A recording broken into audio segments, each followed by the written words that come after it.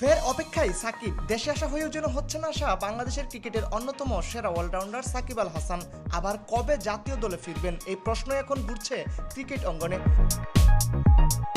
পাকিস্তান সিরিজকে ঘিরে তার ফেরার জোর গুঞ্জন থাকলেও শেষ পর্যন্ত তা বাস্তবে রূপ নেয়নি।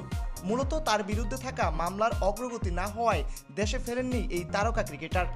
সম্প্রতি এক পডকাস্ট অনুষ্ঠানে নিজের ভবিষ্যৎ পরিকল্পনা নিয়ে কথা বলেছেন সাবেক এই অধিনায়ক।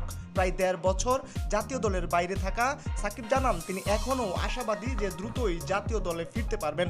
তবে সবকিছু এখন আইনি প্রক্রিয়ার উপর নির্ভর করছে। সাকিব বলেন, আইনি বিষয়গুলো সমাধানের চেষ্টা চলছে এবং বাংলাদেশ ক্রিকেট বোর্ড এখনও পর্যন্ত আন্তরিক রয়েছে। তাদের সহযোগিতা আরও বাড়লে সমস্যার সমাধান দ্রুত হতে পারে বলেও মন্তব্য করেন তিনি।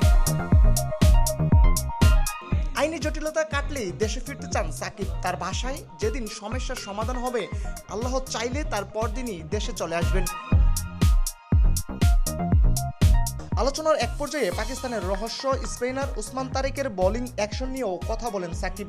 তিনি জানান, তার অ্যাকশনের সঙ্গে মানিয়ে নেওয়া ব্যাটসম্যানদের জন্য সহজ নয়, তবে খেলতে খেলতে ধীরে ধীরে তা বোঝা সম্ভব।